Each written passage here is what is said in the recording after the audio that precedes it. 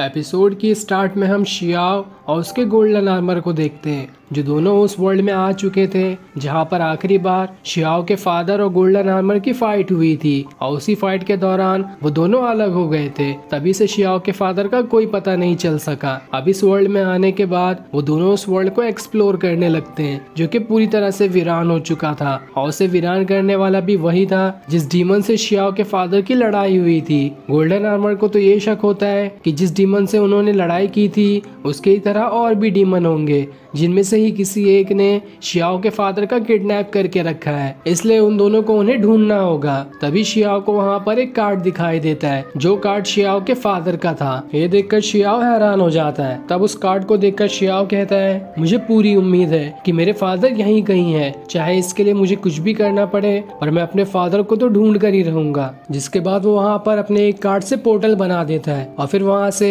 अपने असली दुनिया में आ जाता है जहाँ पर वो रहा करता है। अगले दिन शियाओ अपने स्कूल की लाइब्रेरी जाता है और वहाँ पर किताबों के जरिए सारी दुनिया की जानकारी निकालने लगता है कि कितनी तरह के वर्ल्ड होते हैं और कैसे अलग अलग वर्ल्ड में ट्रैवल किया जा सकता है, ताकि इन सारी जानकारी की मदद से वो अपने फादर का पता लगा सके। तभी वहाँ पर उसका क्लासमेट चैन आ जाता है जो उससे कहता है, आखिर तुम यहाँ पर क्या कर रहे हो? तुम हमेशा लाइब्रेरी में ही घूमते रहते हो, कभी हमारे साथ चलकर खेल भी लिया करो। हम लोग यहाँ से घूमने जा रहे हैं, अगर तुम्हें आना है तो तुम हमारे साथ चल सकते हो। लेकिन शियाओ का मूड तो अभी खराब था। वो उससे कहता है, मेरे पास अभी कुछ और काम है, मैं अभी कुछ जानकारी निकाल रहा हूँ, इसलिए हम बाद में खेलने जाएंगे। तब चैन के बाकी दोस्त उसे वहाँ पर बुलाने लगते हैं। वहीं हम एक लड़की को भी देखते हैं जो कि वही लड़की थी जिसने शियाओ को पोर्टल बनाकर उस स्नेक के बड़े भाई से बचाया था और वो अपना भेष बदले हुए वहाँ पर होती है। तब वहाँ पर अपना वो भेष बदल कर अपने असली रूप में आ जाती है और जैसे ही चैन उसे देखता है वो एकदम हैरान हो जाता है। लेकिन शियाओ उससे कहता है, वहाँ पर कोई नहीं है, ये बस तुम्हारा वहम होगा। इसलिए चैन उस लड़की पे उतना ध्यान नहीं देता। तभी शियाओ को उस किताब के अंदर एक नोट लिखा हुआ मिलता है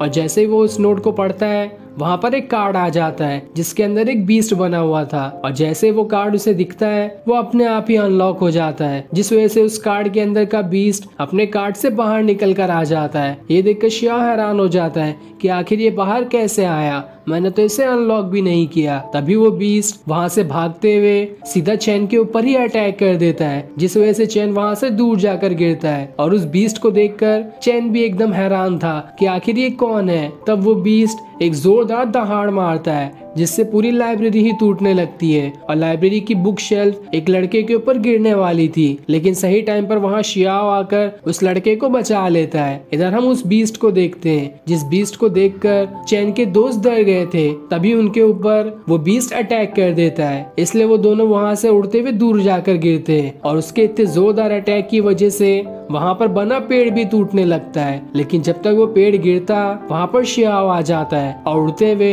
अपने गोल्डन आर्मर को समन करने लगता है, जिसके बाद वो अपने कार्ड को एक्टिवेट करता है और जैसे ही उसका कार्ड एक्टिवेट होने लगता है वहाँ पर गोल्डन आर्मर आ जाता है और धीरे धीरे वो पूरी तरह से शियाओ के बॉडी में ही समाने लगता है, जिस वजह से शियाओ का पूरा हुलिया बदल जाता है और फिर देखते ही देखते गोल्डन आर्मर पूरी स्वॉर्ड में बदलकर उसके हाथ में आ जाता है। साथ ही जैसे ही वो पेड़ चैन के दोस्तों के ऊपर गिरने वाला था, शियाओ गोल्डन आर्मर को बहुत ही बड़े शील्ड में बदलकर उस पेड़ को रोक लेता है, जिस वजह से चैन के दोस्त बच जाते हैं और उन्हें कुछ नहीं होता। साथ ही उस बीस्ट ने अब भी चैन को पकड़ा होता है। वो शियाओ से कहता है, आखिर ये कौन सी मुसीबत मेरे ऊपर आ चुकी है, मुझे इससे बाहर निकालो। लेकिन शियाओ के बदले हुए कपड़े को देखकर चैन उसका मजाक उड़ाते हुए कहता है, अरे तुम कौन से जोकर का कपड़ा पहन कर आ गए, यहाँ पे कोई शो नहीं चल रहा है, मैंने तो तुम्हें यहाँ पे बचाने बुलाया था, कोई फैंसी शो करने नहीं बुलाया। जो सुनकर शियाओ को गुस्सा आने लगता है, लेकिन फिर भी वो अपने दोस्त को बचाने के लिए अपने कार्ड के कलेक्शन को निकाल लेता है ताकि किस कार्ड की मदद से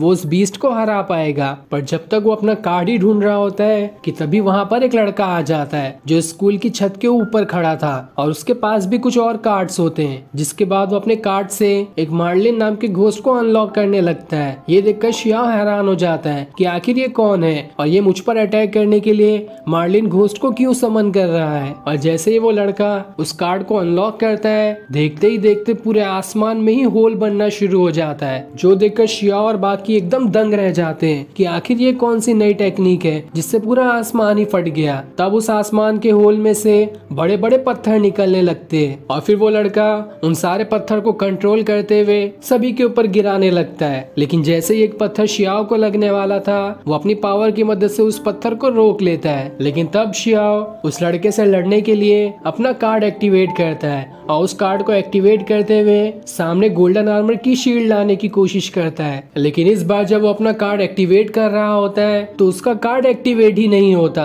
क्योंकि दोबारा से शियाओ की पावर्स कम हो चुकी थी, जो देखकर शियाओ एकदम घबरा जाता है कि आखिर ये क्या हो गया, अब मैं इस लड़के से कैसे लड़ूंगा। और फिर ये सीन दिखाते ही ये एपिसोड यहीं एंड हो जाता है। Thanks for watching.